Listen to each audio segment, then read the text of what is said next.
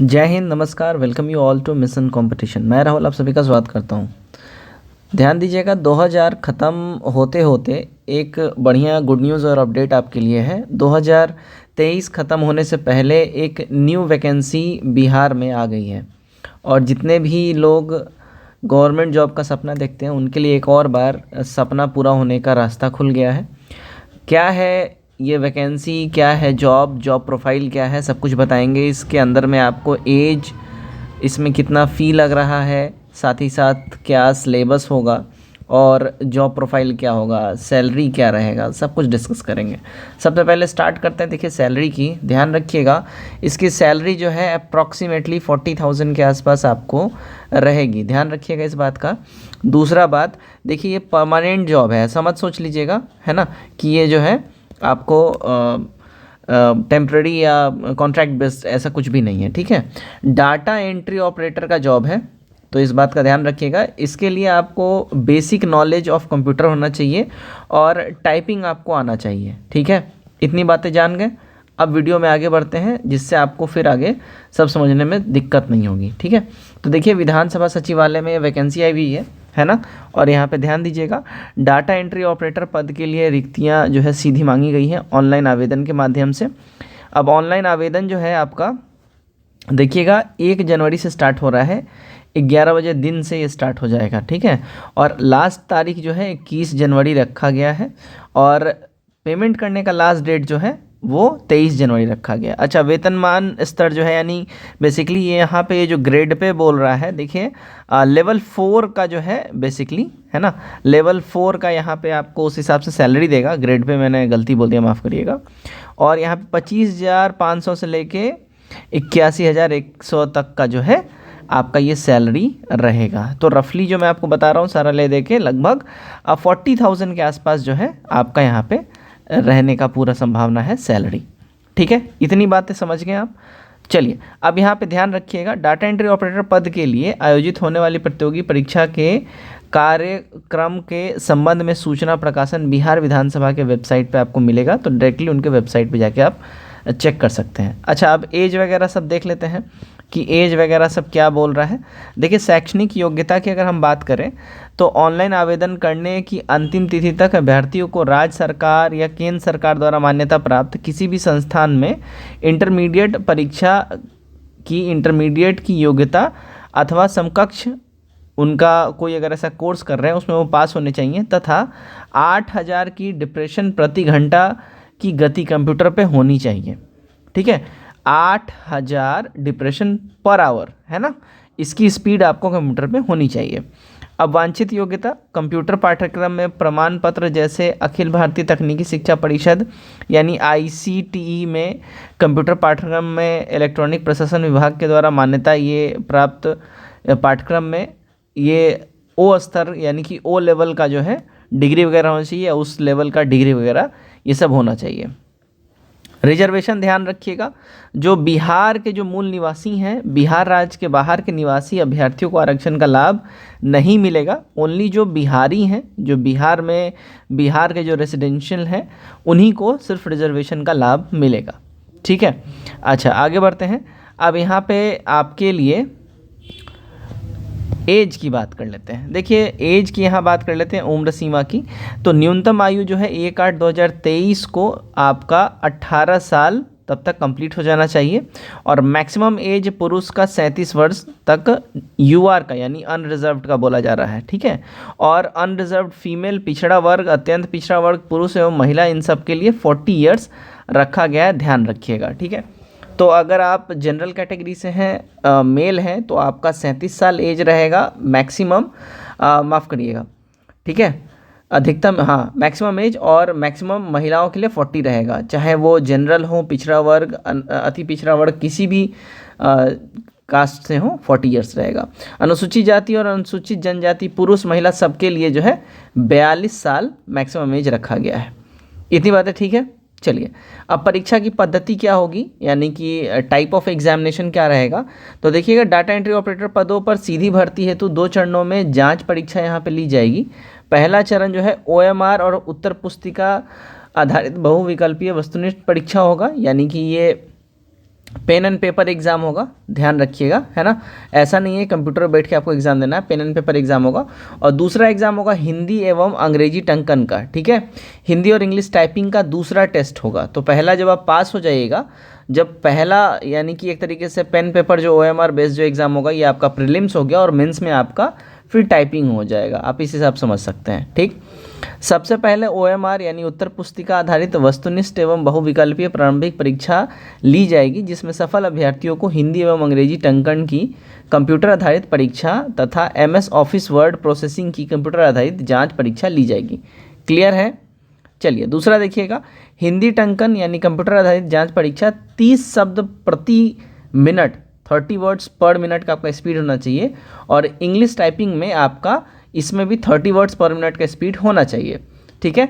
कार्मिक एवं प्रशासनिक सुधार विभाग बिहार के संकल्प संख्या 10 परी 1049/77 का 9 दिनांक 6/11/1978 के आलोक में यह जांच परीक्षा 10-10 मिनट की होगी।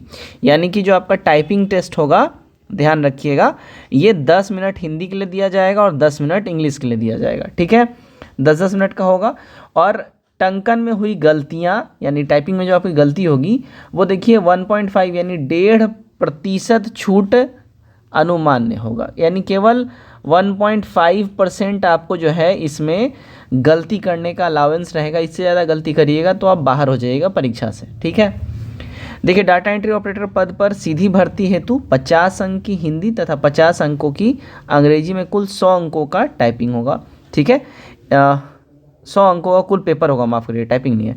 1 घंटा का MS ऑफिस और प्रोसेसिंग कंप्यूटर आधारित जांच परीक्षा यहाँ पे ली जाएगी कंप्यूटर की, और MS ऑफिस वर्ड प्रोसेसिंग की जांच परीक्षा में अर्हतांक 30% है, यानी कि आपको पासिंग मार्क्स लाना पड़ेगा, ये कंपलसरी है, ठीक है। टंकन जांच परीक्षा MS ऑफिस वर्ड प्रोसेसिंग जांच परीक्षा में असफल घोषित अभ्यर्थी सीधी भर्ती हेतु योग्य नहीं माने जाएंगे। यानी कि सीधी बात है, यहाँ पे आपको टाइपिंग में जो है पास होना कंपलसरी है, वेरी कंपलसरी। प्रारंभिक परीक्षा के सभी प्रश्न यहाँ पे देखिए वस्तुनिष्ठ होंगे, यानी कि बेसिकली मल्टीपल चॉइस होंगे, MCQ लेवल के होंगे, मल्टीपल चॉइस क्वेश्चंस होंगे, ठीक है ना। और प्रत्येक प्रश्न हेतु उत्तर के लिए दिए गए विकल्पों में किसी एक का चयन करना होगा। 2 घंटे का परीक्षा होगा और 100 इसमें प्रश्न रहेगा। प्रारंभिक परीक्षा कुल 400 अंकों का होगा, यानी कि एक क्वेश्चन 4 नंबर का रहेगा और प्रत्येक से उत्तर के लिए 4 नंबर आपको दिया जाएगा, ठीक है। तथा प्रत्येक गलत उत्तर के लिए 1 नंबर काट लिया जाएगा। बेसिकली वही हो गया, 1/4 आपका नेगेटिव मार्किंग हो गया, ठीक है ना। प्रारंभिक परीक्षा में भाषा का माध्यम हिंदी और अंग्रेजी दोनों होगा, यानी बाइलिंगुअल पेपर आपका रहेगा। और यदि हिंदी एवं अंग्रेजी प्रश्न में कोई भिन्नता होती है तो अंग्रेजी वाले को वैल्यू दी जाएगी, उसी को सही माना जाएगा।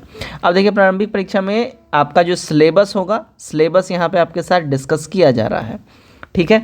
तो सामान्य अध्ययन यानी कि आपका GK GS हो गया, इसमें से 40 प्रश्न रहेगा, और जनरल साइंस और मैथ मिला के 30 इसमें प्रश्न रहेगा, और रीजनिंग मिला के रीजनिंग का यहाँ पे 30 सवाल रहेगा, ठीक है। तो रीजनिंग और मैथ मिला के, रीजनिंग मैथ साइंस मिला के आपका 60 क्वेश्चंस हो गए और GK GS के 40 हो जाएंगे, ये आपका रेशियो रहेगा।